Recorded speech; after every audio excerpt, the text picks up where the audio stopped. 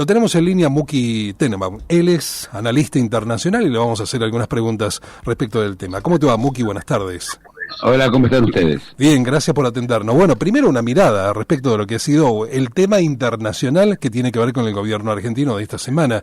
¿Es cambio de posición? ¿Esto es un acto de seguidismo político de la política internacional de Donald Trump? ¿Solamente eso? No, es mucho más que esto. Al mismo tiempo es mucho más y mucho menos. Primero de todo, recordemos que Argentina se abstuvo, no votó en contra. Uh-huh. No es lo mismo abstenerse que votar en contra, aunque en este caso la idea es la misma. Uh-huh. El problema es este. Primero, las Naciones Unidas no importan. Lo que decida o dejen de decidir las Naciones Unidas nunca cambiaron la realidad. Así que el voto en las Naciones Unidas, fuera de su simbolismo, desde el punto de vista práctico, es lo mismo haber votado a favor, en contra, ni que hablar que el voto de Argentina no decide tampoco nada, el voto como tal, como un voto. Uh-huh. La segunda parte tiene que ver con la realpolitik. Al final, la obligación de todo presidente de Argentina es cuidar los intereses de Argentina, primero. Y los intereses de Argentina están en este momento en riesgo, como los de casi todos los países del mundo, por la nueva política arancelaria de Trump, y por la política que tiene que ver con la inteligencia artificial. Uh-huh. Entonces, como Estados Unidos está en este momento amenazando con ponerle aranceles a muchos países del mundo, y Argentina es uno de ellos, es muy importante que Argentina esté en muy buenas relaciones con Trump y con los Estados Unidos para evitar, imagínate, que nuestra soja tenga que pagar, no sé, 50% de aranceles, ¿sí? O muchos otros productos, como el vino argentino, que tenga que pagar aranceles del 25 o del 30%. Para eso es muy importante que Argentina tenga un acuerdo de libre comercio, y bueno, las relaciones de Milei con Trump son pivotales, fundamentales en esta historia. Claro. Esa mirada inicial que vos tenés, Muki, respecto de la explicación del voto de ayer y de la apelación al concepto de la realpolitik, es decir, lo que hay que hacer en este momento determinado, aunque eso contradiga lo que en otro momento fue otra cosa. Bueno, es que realpolitik quiere decir adaptarse a la realidad, ser pragmático. Uh-huh. Argentina, hasta hace no mucho, la guerra en Ucrania era una guerra donde había más o menos dos partes iguales, en las cuales todavía Ucrania aguantaba muy bien y recibía armas de Estados Unidos, etcétera. Del momento que Estados Unidos decidió quitarle el apoyo a Ucrania, Ucrania perdió la guerra. Si Rusia ganó. Estos son los hechos. Y esto primero. Segundo, esto demuestra que la realidad en este momento es frágil en general. Todos se está moviendo muy rápido. Uh-huh. Y van a ser los líderes que tienen cintura los que van a sobrevivir o van a pasarla mejor como resultado de esto. Uh-huh.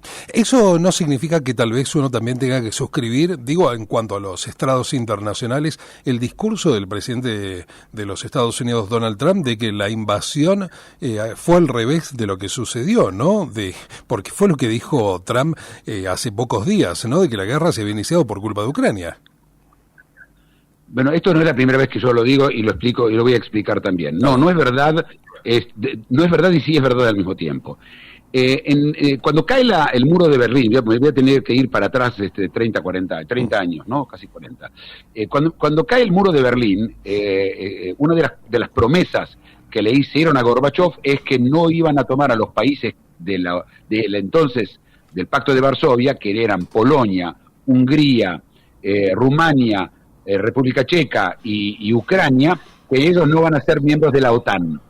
No van a ser un peligro para Rusia. Se lo prometieron a Gorbachev y esa promesa se siguió repitiendo, pero en el año 2008, después de que ya habían adoptado la OTAN 3 países que no deberían haber estado en la OTAN, la OTAN extendió una invitación oficial a Ucrania a unirse a la OTAN. Uh-huh. Y esto era después que le habían asegurado a Rusia que jamás va a pasar. Uh-huh. Así que si vos me preguntás a mí cuándo empieza todo en el 2008, cuando Occidente viola ese acuerdo.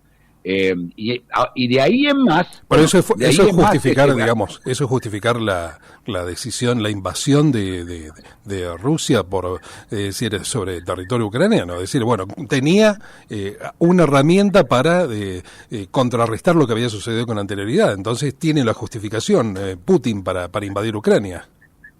No, yo no dije que tiene la justificación. Primero que la justicia no importa en esta historia. Lo importante son los resultados.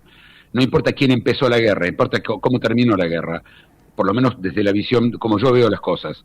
Y desde el punto de vista claro que la invasión es, digamos, exagerado como acto de Rusia, no tengo duda, pero decir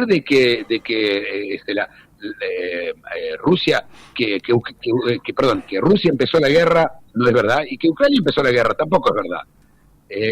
Las cosas están en algún lugar en el medio, pero otra vez son irrelevantes hoy. Lo único relevante es Rusia tiene hoy el 20% del territorio ucraniano, Ucrania tiene el 0,2 o el 0,5% del territorio ruso, y algún acuerdo van a tener que llegar entre ellos, probablemente Ucrania pierda parte de su territorio. Uh-huh. Y aparece también como telón de fondo, que no es menor, el enfrentamiento entre la posición de Estados Unidos y la Unión Europea, que me parece que es, digamos, lo más importante de esta historia también. Pero la Unión Europea necesita de Estados Unidos que la defienda. Si Estados Unidos no la defiende a la Unión Europea, corre peligro, y además los gastos de defensa van a ser inmensos. Vos imaginate hoy que la gente en la Unión Europea se jubila a los 65 años, dependiendo de algunos países a los 62. La gente tiene 6 semanas de vacaciones, ¿sí? Los americanos tienen 2 semanas de vacaciones. Es decir, están viviendo una vida muy cómoda la Unión Europea, pero si va a tener que defenderse ellos, van a tener que gastar, no sé, el 10% del PBI de ellos, y con eso se va a ir al cuerno toda la vida cómoda que tienen los europeos. Uh-huh. Así que lo que yo veo, como lo veo yo, la Unión Europea no tiene más remedio que acatar lo que dice Estados Unidos. Uh-huh. En general, yo te diría que el camino es algo que recuerda a Roma, al Imperio Romano y los estados vasallos, es decir, países que tienen que rendirle tributo y pleitesía a Roma, en este caso a Estados Unidos. Creo que hacia ahí estamos yendo, y la inteligencia artificial, que también es monopolio de los Estados Unidos, va a reforzar mucho más esa tendencia. Yo creo que estamos dejando de lado en este análisis, Muki, porque yo no te lo he preguntado, claro está, a un actor que aparece como no nombrado, que es China, que también tiene su importancia, ¿no?, en toda esta historia.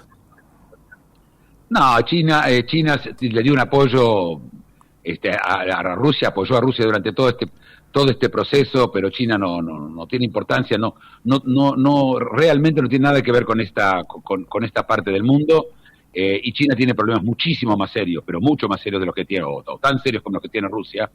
Desde el punto de vista económico están pasando un momento muy difícil, desde el punto de vista tecnológico se dan cuenta que se quedaron sin inteligencia artificial. Yo no creo que China en este momento esté en condiciones de molestar, por decir algo así, o de influir sobre el resultado de lo que pasa en Europa. Volviendo entonces a la primera pregunta, y ya agradeciéndote por la comunicación, ¿considerás acertada la posición que tomó ayer Argentina entonces en la votación de Naciones Unidas? Si tengo que pensar en los argentinos, sí. Muki, te agradezco el contacto, ha sido muy amable. Un placer, siempre a tu disposición. Gracias. Muki Tenenbaum, analista internacional, hablando de lo que fue el voto argentino ayer en la sede de Naciones Unidas respecto del tema Rusia-Ucrania, la posición argentina, ese voto neutral, ¿no? Esa abstención que tuvo Argentina en el momento de votar, un poco no condenando lo que hizo la mayoría de los países de Occidente.